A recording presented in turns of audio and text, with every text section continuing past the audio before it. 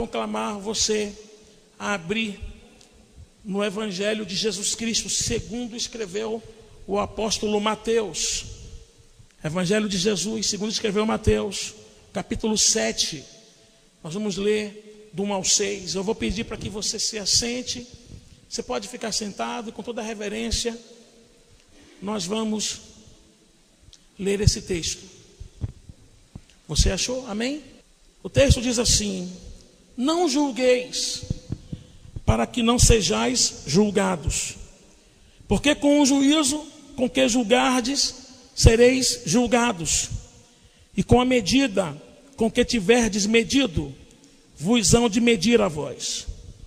E por que reparas tu no argueiro que está no olho do teu irmão, e não vês a trave que está no teu olho? Ou como dirás a teu irmão: deixa-me tirar o argueiro do teu olho, estando uma trave no teu? Hipócrita, tira a primeira trave do teu olho, e então cuidarás em tirar o argueiro do teu irmão. Não deis aos cães as coisas santas, nem deiteis aos porcos as vossas pérolas, para que não as pisem e voltando-se vos despedacem. Que Deus aplique a sua santa palavra ao nosso coração, em nome de Jesus. Na semana passada nós terminamos de falar como a santificação ela afeta as nossas práticas de justiça. E nós, durante 3 semanas, nos detivemos em Mateus, o capítulo 6, onde Jesus expôs a visão dele sobre o Sedacá. O que é o Sedacá? É a tradição do antigo judaísmo sobre esmolas, orações e jejuns. E hoje, de uma forma bem metódica, eu quero começar a falar sobre como a santificação afeta os nossos relacionamentos interpessoais, o nosso relacionamento com as pessoas. Eu quero tirar como base daquilo que eu vou falar Mateus capítulo 7, de 1 a 6, pois é nesse texto que, dentro do Sermão da Montanha, o Senhor Jesus ele deixa claro como deve ser o nosso tipo de relacionamento com eles. Por que eu usei a expressão metódica? Porque hoje é um culto cujo objetivo é o ensino. E eu compreendo que uma palavra, um ensino, ele antes de entrar no coração, ele precisa ser entendido aqui. Se você não consegue entender aqui na mente, aquilo que você não entendeu não tem como descer para o seu coração. Então a mensagem ela tem que ser intelectual, sim. Mas ser intelectual não significa não ter unção. Até porque a unção é a unção do ensino, que quebra o jugo. Amém, queridos? Uma pessoa que está depressiva, deprimida, amargurada, caída e não sabe o que fazer, é porque lhe falta o quê? Lhe falta o estudo da palavra. Lhe falta se debruçar sobre a palavra e descobrir o que a palavra de Deus diz acerca daquilo. É por isso que a Bíblia diz que nós devemos buscar a sabedoria como quem busca o ouro. Por que como quem busca o ouro? Porque o ouro nos faz colocar todo o nosso foco na direção dele. Porque quem é que não quer ter ouro aqui? Todos nós queremos ter ouro. E esse ouro não necessariamente significa um metal precioso, mas significa aquilo que de fato nós valorizamos. Tudo aquilo que nós valorizamos, nós focamos. E nós conseguimos alcançar aquilo que nós valorizamos. A mesma coisa tem que ser com a palavra de Deus. A Bíblia diz acerca da sabedoria, que aqueles que me buscam de madrugada, esses me encontrarão. Tem muita gente que diz assim: não, é Deus dizendo que temos que fazer vigília de oração. Não, o texto em Provérbios está falando sobre buscar a sabedoria de madrugada. E o que significa isso? Se afadigar na palavra, estudar a palavra, pesquisar a Bíblia, pesquisar outros livros, a fim de que você tenha um entendimento do que você quer ter. E aí, quando você busca, você encontra. Porque se tem uma coisa que você tem que ter, é sabedoria. E a sabedoria, ela vem por intermédio de uma busca que nós fazemos perante o Senhor. Então hoje, eu quero começar a falar sobre como a nossa santificação, ela afeta nosso relacionamento com as pessoas. E é interessante que os teólogos, eles costumam dividir, né, o Sermão da Montanha, que vai de Mateus capítulo 5 até o final de Mateus capítulo 7, eles costumam dividir o Sermão da Montanha em 3 partes. Nessas 3 partes, a primeira parte é Jesus fala sobre as bem-aventuranças e a relevância dos discípulos presentes no mundo como sal da terra e luz do mundo. Capítulo 5 até o início do capítulo 6, Jesus está falando como você é importante aqui, como você é importante para fazer a diferença. Ele fala sobre as bem-aventuranças e ele fala de que, ora, vocês são sal da terra e a luz do mundo. Se você, como sal, for insípido, como você há de salgar?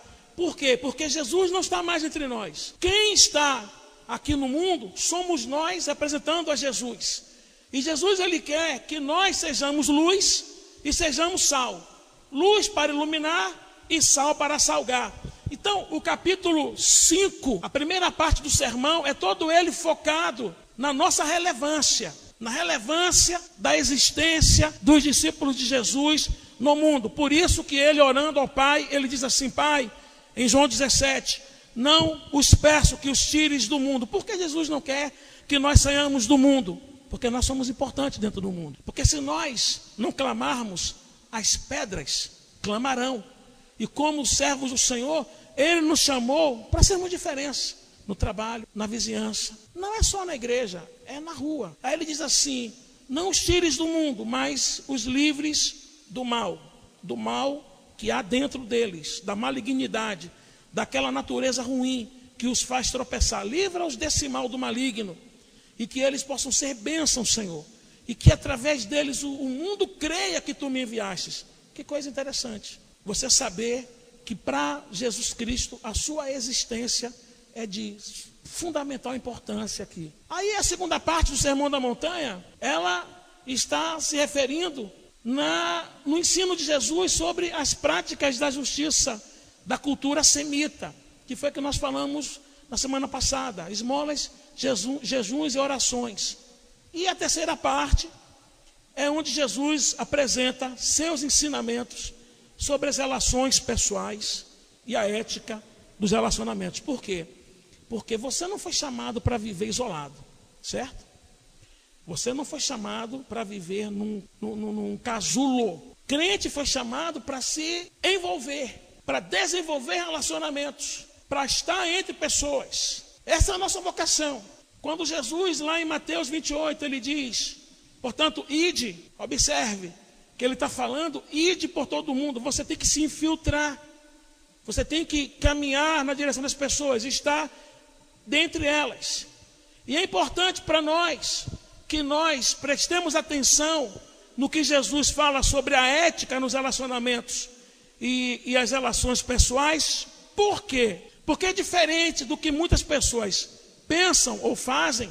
Quanto mais eu e você estamos verdadeiramente buscando a Deus e tendo a nossa prática diária de oração, de comunhão com o Senhor, e nós estamos crescendo em santificação, a consciência acerca de nós mesmos, ela vem antes do que a consciência acerca da pessoa que está do nosso lado. E por que é que primeiro, na santificação, eu me desperto para mim, para me conhecer, antes mesmo de querer me despertar para conhecer as pessoas?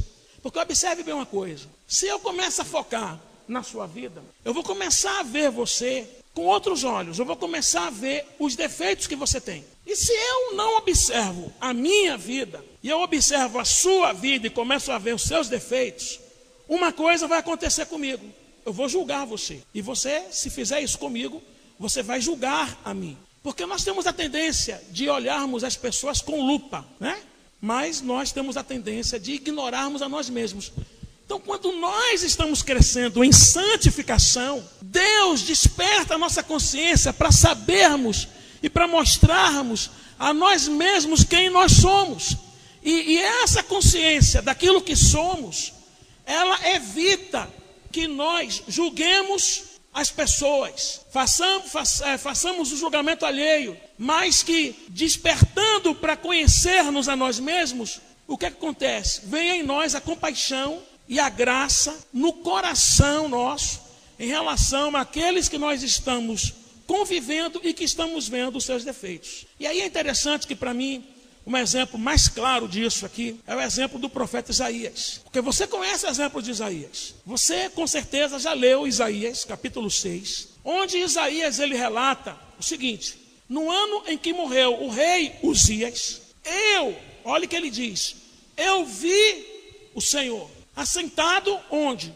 No alto e sublime trono, e o seu séquito enchia o templo. E ele diz que ele vê serafins, anjos que têm 6 asas. E aqueles anjos começavam a clamar uns para os outros, dizendo: Santo, Santo, Santo é o Senhor dos exércitos, toda a terra está cheia da sua glória. Quando Isaías, ele tem essa experiência, e isso para mim é uma demonstração do que acontece conosco, quando nós temos a experiência de sentirmos Deus em nossa vida, ele diz assim: ai de mim. Ele coloca aqui uma exclamação. Por que ai de mim? Porque ele diz assim: pois eu sou um homem de lábios impuros e habito no meio de um povo de impuros lábios. E isso para mim é importante, porque quando nós nos aproximamos de Deus, a primeira coisa que acontece é que nós somos expostos à luz do Senhor. E essa luz, ela mostra-nos exatamente como somos. E reconhecendo aquilo que somos, nós podemos também ver o erro dos outros, mas sem condenação ou acusação. Pelo contrário, por causa daquilo que sabemos sobre nós mesmos, é que nós temos a capacidade de nos condoer dos que erram, pois se vemos os nossos erros de forma clara, como é que nós vamos julgar o outro? Analise só uma coisa: você conhece você mesmo? Você tem de fato consciência do seu pecado, da sua fraqueza? Como é que alguém, e eu me coloco como principal do que eu vou falar aqui, conhece a sua fraqueza, o seu pecado, o seu erro, e ainda tem a audácia de apontar ou julgar as pessoas? Porque se você for observar bem o que aconteceu com Isaías, quando ele tem a visão do Senhor, ele identifica primeiro a si mesmo como alguém que tem lábios impuros. Ele não sai dizendo assim: olha, Senhor, que bom que eu te vi, porque o Senhor sabe, eu sou profeta, e eu sou um cara santo, e eu sou um cara bom, Senhor, mas eu vejo aí no meio do povo que eu ando, esse povinho aí, ó, boca suja, lábios impuros, falam maldades, prevaricam contra o seu próximo. É isso que ele faz? É o apontar para as pessoas que ele está fazendo aqui? Porque uma experiência pessoal com Deus primeiro mostra você, não as pessoas. Se você quer buscar Deus para que Deus mostre para você os erros das pessoas, você está enganado. E é isso que eu me chateio muitas vezes quando eu vejo as pessoas querendo consertar as outras pessoas, como que se elas não precisassem de conserto. E quando alguém quer consertar os outros, ela está se colocando como um padrão. E, irmãos, deixa eu dizer uma coisa para você: nós temos que ser imitadores de Cristo, a semelhança de Jesus, mas nós temos que refletir o padrão de Jesus, porque nós mesmos, ainda que o mundo tenha que olhar para nós, nós temos que entender que antes de nós mudarmos as pessoas, nós temos que mudar a nós mesmos. Você compreende isso? Então observe bem uma coisa: isso que eu acabei de falar, ela é interessante, porque só depois de reconhecermos que somos rodeados de fraquezas, é que nós podemos nos compadecer dos que erram. Você só pode se compadecer de alguém que está errando e que tem pecados graves quando você primeiro reconhece o seu pecado. E quando você não faz distinção de pecado. Não, pastor, eu só conto de vez em quando a mentirinha. Aquele cara ali, aquele é um adúltero miserável. Ele é pior do que eu. Vai em Gálatas. E você vai ver que tanto o adúltero quanto quem mente vão para o inferno. Vá para o Apocalipse 21:8 e você vai ver assim, ó. Quanto aos tímidos, ou seja, os que têm medo de dizer que é de Jesus, os covardes, quanto aos adúlteros, aos feiticeiros, aos idólatras e a todos os mentirosos, parte que lhe cabe é a segunda morte, a saber, a morte num lago de fogo e enxofre. Ainda que as consequências do pecado sejam diferentes, mas não tem pecadinho, pecadão não, meu irmão. Pecado é um só. E se aquela mentirinha que você conta de vez em quando, você não consegue tratar ela, é um pecado grave na sua vida. Porque é uma mentirinha que está roubando você. Aí você reconhece você E você reconhece que você é uma pessoa que de vez em quando você está falando mal dos outros. Deus, eu tenho essa fraqueza que eu não consigo vencer. E Deus vai estar tratando você. Aí acontece que Deus coloca na sua vida alguém que tem outra fraqueza. Sabe como é que você vai olhar para aquela pessoa? Com compaixão, porque você também erra. E é interessante que qual é a base que Deus utiliza para levantar alguém para o ministério? Não é a perfeição. Deus não chamou apóstolos perfeitos, pastores perfeitos. Deus não chamou líderes perfeitos. A base para Deus chamar alguém é justamente a compaixão que Ele tem que exercer por aqueles das quais Ele vai liderar. E aí você liga isso que eu estou falando aqui e você dá uma luz, uma clareza acerca do que está escrito em Hebreus 5, 1 e 2, onde o autor, ele diz assim: porque todo sumo sacerdote, ele é tomado dentre os homens, e é constituído a favor dos homens nas coisas concernentes a Deus, para que ofereça dons e sacrifícios pelos pecados, e possa, por causa das fraquezas dele, compadecer-se ternamente dos ignorantes e errados, pois também ele mesmo está rodeado de fraqueza. E aí é algo que você precisa entender, que quanto mais você se aproxima de Deus, é por isso que eu falo sobre como a santificação afeta nossas relações interpessoais. Quanto mais você se aproxima de Deus e você começa a se enxergar a si mesmo, mais humano você fica, porque você se aproxima do único ser que é verdadeiramente humano, que é Deus. Pastor, que absurdo, Deus é o ser mais humano que existe. Gênesis, ele diz assim: façamos quem? A cobra, a nossa imagem e semelhança. Não é isso? Façamos quem? O homem. De que forma? A nossa imagem e semelhança. Um homem, como nós somos. Não homem de carne e osso que nós somos, mas um ser humano, um ser compassivo, um ser generoso, um ser que sabe se relacionar, um ser que sabe se compadecer. Um crente, quando vive em santificação, quanto mais ele cresce, mais humano ele se torna. É impossível uma pessoa crescer e olhar alguém na rua com fome e não se compadecer. É impossível alguém ver uma pessoa que está caída no pecado e não querer ajudar essa pessoa. Isso é que nos torna humanos. E é isso que Deus quer, que a proporção que a nossa santificação vai crescendo, a gente começa a olhar as pessoas com outros olhos. As pessoas que Deus colocou para ficar junto de você, Ele quer que você olhe com outros olhos. Porque eu te digo uma coisa, o problema não está no meio em que você está. Digamos que a sua grande crise seja frequentar a igreja por causa das pessoas dessa igreja. Eu te digo uma coisa, o problema não está nelas. O problema está na forma como você olha para elas. Porque se você for para outra igreja, você vai ver pessoas iguais. Aí eu me lembro da história de uma família que estava indo para o sul dos Estados Unidos.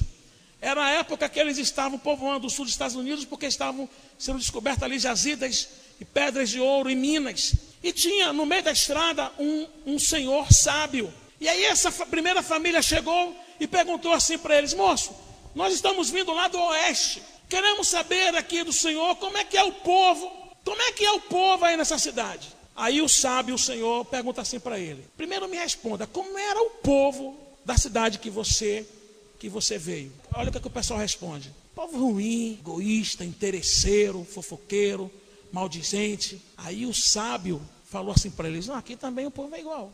O povo é igual, o povo é fofoqueiro, interesseiro, inimigos uns dos outros. Aí a família deu no pé, não entrou no sul dos Estados Unidos. Mais tarde chega uma outra família, faz a mesma pergunta. Aí o sábio pergunta: e aí, como é que é o povo de lá de onde você veio? Aí a segunda família para e responde assim: não, o povo de onde eu vim é um povo amistoso, amigo, companheiro, zeloso. Inclusive nós estamos aqui porque queremos dar uma sequência maior para a nossa vida, mas nós deixamos saudades lá. Aí o sábio, o Senhor, responde assim: aqui o povo é igual. Pode entrar que o povo é amistoso, companheiro, amigo, e você vai se dar muito bem aqui. Poxa, que bom. Por que ele responde duas coisas diferentes sobre a mesma cidade? Porque o problema não estava no lugar. Você compreende isso? O problema no relacionamento não estava, nas pessoas que são as mesmas em todo canto. mas estava na forma como elas viam as pessoas. E a forma como elas viam as pessoas declaravam a forma como de fato elas eram. Se você quer ter um bom relacionamento, você tem que entender primeiro como você é. E é isso que Jesus está ensinando aqui. E aí a primeira coisa que ele nos ensina sobre santificação no relacionamento é que nós não devemos ser juízes. Você quer entrar num relacionamento saudável, santo e bom? Primeira coisa que você tem que abrir mão é de ser um juiz das pessoas. É de julgar as pessoas. Porque Mateus 7, versículo 1, ele quando está saindo do ensino sobre as práticas de justiça, para entrar num relacionamento saudável, ele diz assim: não julgueis, para que não sejais julgados. Qual é a diferença entre julgar e discernir? Porque no mesmo capítulo 7, Jesus diz o seguinte: pelo fruto conhecereis a árvore. Toda árvore que dá bons frutos é boa. Toda árvore que dá maus frutos é ruim. Porque não tem como uma árvore boa dar bons frutos, dar maus frutos. E também o contrário, uma árvore ruim não pode dar bons frutos. Aí ele está mostrando para a gente que há uma diferença entre julgamento e juízo e discernimento. Porque julgar é diferente de discernir. O que é discernir, pastor? Discernir é identificar qualidades, identificar características e caráter. E aí eu digo para você, nós que estamos aqui, temos que discernir as coisas e discernir as pessoas para avaliar a maneira correta como nós devemos nos relacionar com aquelas pessoas. Tem pessoas que são boas, mas são infantis. Tem pessoas que são boas, mas elas têm algo dentro de si que as fazem, sabe, ferir as outras. E você tem que discernir isso, para que você saiba como lidar com as pessoas. E não é que você vai fazer acepção, você tem que amar a todos, mas você tem que saber como andar com cada uma delas. Isso é discernimento. E a Bíblia diz que Deus quer que nós busquemos esse tipo de sabedoria. Entretanto, nós não podemos julgar as pessoas. Isto é, nós não devemos estabelecer vereditos. O que é um veredito? Um juiz está no tribunal ali. E aí, depois de todo o julgamento, no final do julgamento, ele bate o martelo e diz assim, ó, pá, você é o culpado. Pena perpétua, porque você é culpado. Aos olhos da justiça, pronto, acabou o seu destino.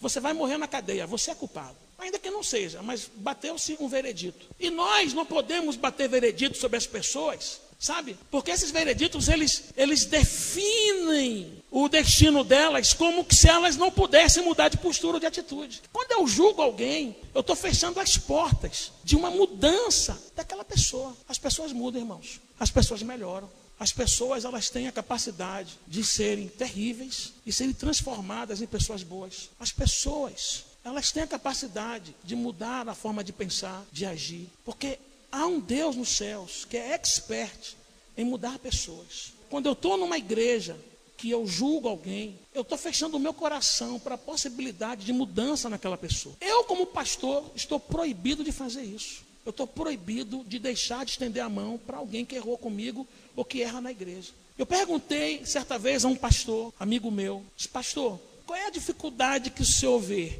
entre um pastor e um não pastor, mesmo sendo esse não pastor vocacionado um pastor consagrado? Qual é a diferença? Diz assim, um pastor vocacionado, ele tem a capacidade de sempre acreditar que as pessoas podem mudar. Um pastor que é consagrado pastor, mesmo sem ser vocacionado, está com o título de pastor, a pessoa errou com ele uma vez, errou com ele 2 vezes, ele fecha o coração para aquela pessoa. Isso entra no âmbito do relacionamento cristão. Alguém errou com você, você não pode fechar o coração para essa pessoa, irmãos, você não pode. Não vou me aproximar porque ali já sei o que vai acontecer. Você está marcando aquela pessoa. Você está definindo um destino daquela pessoa como alguém imutável. Imutável é só Deus. Ele é imutável no caráter. Mas tem coisas, a Bíblia diz que Deus se irou, mas depois Deus se arrependeu e mudou. Tirou a ira. Isso é uma mudança positiva. Mas Ele é amor, Ele é graça, Ele é perdão, Ele é justiça. E isso não muda de Deus. E aí, o que acontece? Você tem que entender que a vida, ela permanece em aberto. Porque todos nós somos suscetíveis a mudanças e a possibilidades de mudanças. E Jesus, ele declara que quando estabelecemos vaticínios contra as pessoas, esses vereditos se voltam contra nós. Não julgueis, para que não sejais julgados. Ele está dizendo isso aí. E por que nós não devemos julgar as pessoas? Primeiro motivo que eu vou dar, dos 2 que eu darei nessa noite. Primeiro motivo, primeiro motivo por que não devemos julgar as pessoas. Porque quando nós julgamos, nós estamos nos colocando no lugar de Deus, que é o único juiz que pode julgar as pessoas e que conhece o porquê aquela pessoa é assim. Conhece a pessoa desde o ventre. Irmãos, leiam sobre genética, estudem e procurem ver como a vida intrauterina afeta as pessoas. Às vezes você, que pessoa é difícil, mas você não sabe como foi a gestação. Você não sabe como foi as reações orgânicas, químicas que afetaram aquela pessoa no ventre. Mas Deus sabe. Deus sabe todo o histórico da pessoa. E eu e você não sabemos. Por isso nós não podemos julgar as pessoas. Nós não podemos julgar as pessoas, nem determinar sobre elas o veredito final. Porque se nós fizermos isso, estamos sendo Deus. Preste atenção, por que você se afastou de algumas pessoas? Tudo bem, não dava para conviver, mas por que você trancou o coração? Porque você bateu um martelo sobre essas pessoas. E para você aquela pessoa não presta, não vale mais nada e acabou. Qual é o seu erro e qual é o meu se eu fizer isso? Deus saiu do trono e quem está sentado agora no trono sou eu. Aí o que a Bíblia diz? Tiago 4,12. Eu quero que você vá abrindo comigo para você ler na sua Bíblia. Tiago 4, versículo 12. Observe que Tiago está falando sobre o tipo de julgamento que nós muitas vezes fazemos. Tiago 4, versículo 12. E deixe a Bíblia aberta para que a gente possa acompanhar os textos. Diz assim: há um só legislador que pode salvar e destruir. Tu, porém, quem és que julgas a outrem? Olha que coisa aqui. Quantos legisladores existem? Um. É isso mesmo que está na sua Bíblia aí? Que pode salvar e destruir. Eu posso fazer uma pergunta aqui? Para você que está aqui na igreja, você que está me ouvindo na Farol FM. Quem é esse único legislador que existe? É você? Quem é? É Deus. Por que você julga então ao seu irmão? Você é juiz, por acaso? Agora vá no versículo 11 do próprio Tiago 4, onde diz assim: irmãos, não faleis mal uns dos outros, porque quem fala mal de um irmão e julga a seu irmão, fala mal da lei e julga a lei. E se tu julgas a lei, já não és observador da lei, mas juiz. Primeiro eu li o 12, para depois eu ler o 11. O 12 diz que só há um legislador, por isso eu não devo julgar. Mas o 11, ele diz que o tipo de julgamento que nós fazemos é quando falamos mal das pessoas. E como é que nós falamos mal das pessoas? Ah, fulano de tal, tá vendo ali? Não encoste não. Aquele fulano de tal vai botar para quebrar em cima de você. Quando você faz isso, você está se tornando o quê? Legislador. Você está julgando a lei. E se você está julgando a lei, você não é mais um observador. O que é um observador? Alguém que observa para praticar. Você está sendo o juiz. Romanos 2:1 diz assim: portanto, você é indesculpável quando julga. Ó homem, quem quer que sejas, porque te condenas a ti mesmo naquilo em que julgas a outro, pois tu que julgas, fazes o mesmo. Você compreende aqui? Ele está dizendo que naquilo que você julga alguém errado, você faz o mesmo. Na verdade, por que é que você está julgando? Porque você está identificando na pessoa algo que você não tem, e que você tem em você, que você não suporta em você e que você condena no outro. Romanos 14:10 diz: mas tu, por que julgas teu irmão? Ou tu também, por que desprezas teu irmão? Pois todos havemos de comparecer ante o tribunal de Cristo, e é Ele que vai nos julgar, não somos nós.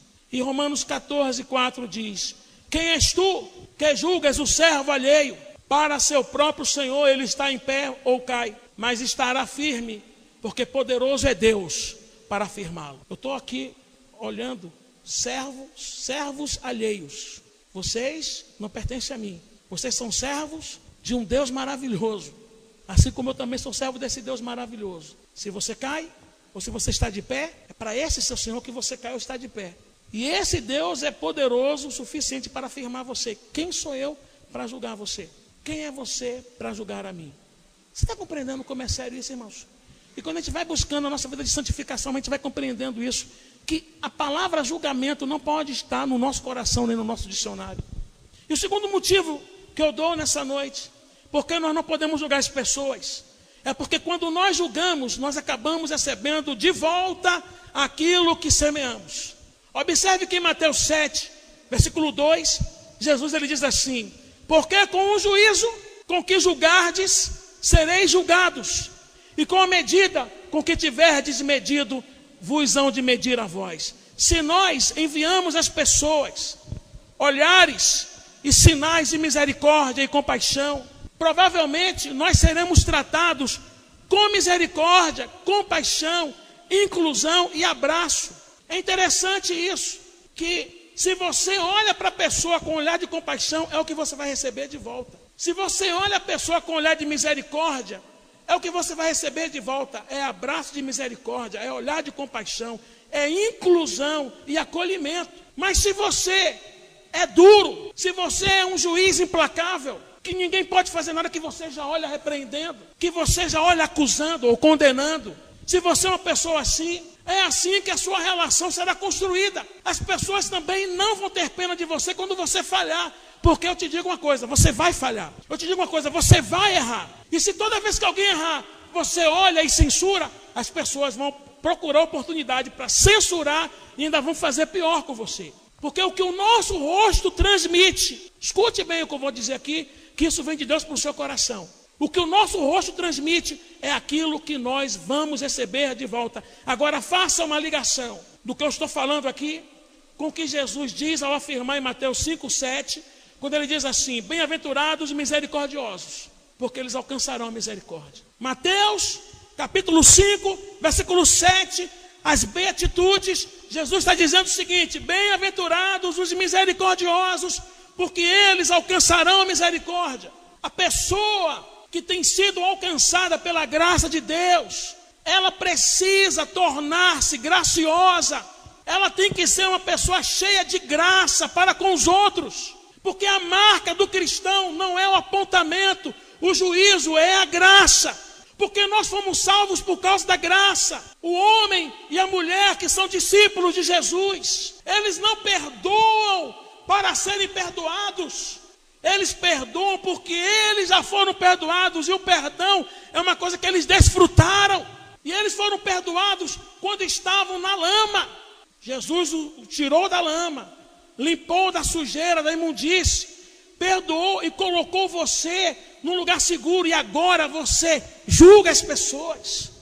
Você está esquecido quem você era. Você perdoa, é porque você já vive no centro do perdão. E é interessante, irmãos, que a pessoa, ela reconhece o quanto Deus tem sido misericordioso para com ela, e consequentemente ela usa de misericórdia para com o outro, porque a misericórdia do discípulo, do homem de Deus, da mulher de Deus, ela tem que ser refluxo do amor recebido de Deus. O que é refluxo? Você que é mãe, você sabe o que é isso. Você deu de mamar para o seu filho e ele teve um refluxo, surgiu uma azia dentro dele, ele de repente gorfou, colocou para fora aquilo ali. Por que eu estou dizendo aqui que a misericórdia tem que ser refluxo na nossa vida, na vida daquele que serve a Deus? Porque eu tenho que estar cheio de misericórdia, e o que tem que sair de dentro de mim é misericórdia. Você compreende isso? Irmão, você tem que sair daqui ciente disso. Dentro de você, se sair outra coisa, fora a misericórdia, você tem que repensar sua vida com Deus e até mesmo a sua salvação. Em nome de Jesus. Em nome de Jesus, você tem que pensar nisso. Sabe, dentro da gente, o que sai é o que está dentro. O que está dentro não é o que contamina, não é o que sai que contamina, é o que entra. Do que é que você está cheio? Se você está cheio de misericórdia, é porque o que vai sair de você é a misericórdia. E esse princípio é o princípio da lei da semeadura, descrito em Gálatas 6, versículo 7. O que é que ele diz? Que você semeia aquilo que tem, e em consequência colhe o que semeou. Você não vai semear o que você não tem. O que você vai semear no chão? O que está na sua mão. Concorda comigo? Se o que está na sua mão são boas sementes, você vai semear boas sementes. Se o que está na sua mão são mais sementes, então o que está na sua mão é o que você tem. Se o que você tem é misericórdia, irmão, não importa o outro, você vai semear misericórdia. Porque as pessoas querem reagir de acordo com as pessoas. Aí eu me lembro muito bem da história do escorpião e do sapo. Questão de natureza. O escorpião está se afogando e pede socorro ao sapo. E o sapo diz: não vou te dar porque você vai me ferroar. E vamos morrer os dois. Não, eu juro, eu estou morrendo aqui, eu vou ferroar você, rapaz.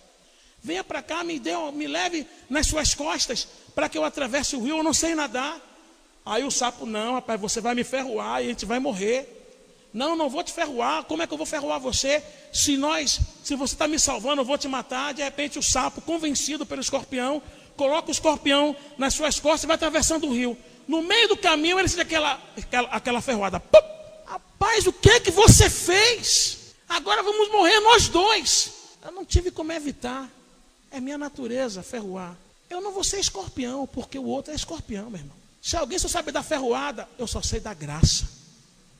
Se alguém só sabe da ferroada, você só sabe da graça. Se você quer pagar o mal com o mal, é porque você não tem Jesus como Senhor no seu coração. E a sua carne ainda não morreu para você. Eu estou dizendo para você o seguinte: se alguém está no seu convívio e maltrata você, e julga você, e fere você, você não precisa ferir, julgar e maltratar, porque alguém está fazendo isso com você. Seja como Jesus Cristo de Nazaré. Esse é o nosso convite. Porque nós semeamos aquilo que temos. E nós vamos colher aquilo que nós semeamos. Mateus 7, de 3 a 5. Jesus Cristo ele diz assim: e porque tu reparas no argueiro que está no olho do teu irmão, e não vês a trave que está no teu olho? Ou como dirás a teu irmão: deixa-me tirar o argueiro do teu olho, estando uma trave no teu? Aí ele diz: hipócrita, primeiro tira a trave do teu olho, então cuidarás de tirar o argueiro do olho do teu irmão. Aí é interessante que, se eu estou no relacionamento interpessoal, a primeira coisa que a minha vida de santificação vai fazer é que ela vai levar a me tratar primeiro a mim. Eu não só vou enxergar a mim, eu não só vou abrir mão de julgar o outro, mas eu vou tratar o meu pecado, o meu erro. Porque Jesus ele chama de hipócrita aquele que julga enganado ou auto-enganado. Porque o que é um hipócrita? O hipócrita é um termo grego usado para designar o ator durante o seu trabalho de interpretação de personagem qualquer. Hipócrita é aquele que vive a vida de outra pessoa. É quem no desempenho público assume uma vida que não é a sua. O que Jesus nos ensina é que, de modo geral, as pessoas mais entusiasmadas no julgamento de outras são justamente as que escondem em sua vida o que tanto criticam nos outros. E que você não seja assim. E é interessante que há uma lei áurea que Jesus está ensinando aqui para nós. A lei áurea é: quem deseja contribuir de verdade para a vida de alguém, ou se sente impelido a tratar com contundência o erro dos outros, deve, antes de tudo, se certificar de que a sua própria vida não está comprometida com o erro que ele condena e tenta reparar nas outras pessoas. Você quer viver bem no seu relacionamento interpessoal, com as pessoas das quais Deus vai colocar na sua vida? Antes de tratar delas, trate de você. Não fica olhando o cisco. Sabe o que é cisco? É pó de serragem. Você está ali com aquela serra e está na madeira. Aí não sai aqueles pozinhos, né? Que entra no olho. Argueiro é isso. Esse pozinho. Sabe o que é trave? Trave não é trave de futebol, não. Trave é uma tábua que é colocada para ser serrada. Como é que eu estou com uma trave na minha frente e eu não consigo enxergar essa trave em mim, mas eu sou capaz de olhar o pó de serragem no olho do outro? Sabe o que é que isso se chama?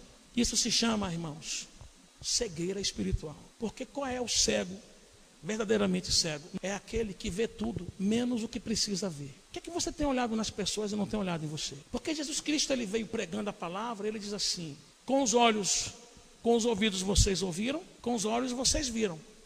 Mas, no entanto, não conseguiram nem enxergar, tampouco conseguiram entender. Esse é o verdadeiro cego, que tem a capacidade de enxergar onde o outro está errando. E por isso acusa, condena, julga, oprime, mas ele mesmo não consegue olhar para o seu próprio erro. O que é que Jesus está dizendo aqui sobre relacionamento interpessoal? Que eu tenho que tratar seriamente comigo. Aí depois eu posso ajudar meu irmão a ajudar a tirar o cisco, o pó de serragem que está no olho dele. E a minha oração é que o Senhor Deus nos ajude a viver essa santificação. Porque diante do Senhor e diante daquilo que a igreja de Cristo foi estabelecida, a coisa mais importante numa igreja são os relacionamentos. A coisa mais importante na vida de um cristão é o relacionamento. Eu te digo uma coisa: uma pessoa cair em adultério não é motivo para a igreja fechar. Uma pessoa trair a outra não é motivo do ministério fechar. Mas uma pessoa com relacionamentos quebrados E pessoas dentro de uma igreja com relacionamentos quebrados, isso tem poder de destruir um ministério. É por isso que, como é importante isso aqui, você entender como a sua santificação verdadeira vai te levar a viver bem com as pessoas. Porque Deus colocou você para edificar e para abençoar. E a minha oração diante de Deus é que você leve a sério essa palavra aqui. E que você compreenda como Jesus Cristo quer que você se relacione. Que você evite ser um juiz. Que você evite olhar para as pessoas sem antes olhar para si. E que você evite a todo custo tratar alguém sem antes tratar você mesmo. Naquilo que você peca, naquilo que você erra. E que você tenha um olhar de misericórdia. Que você tenha um olhar de compaixão.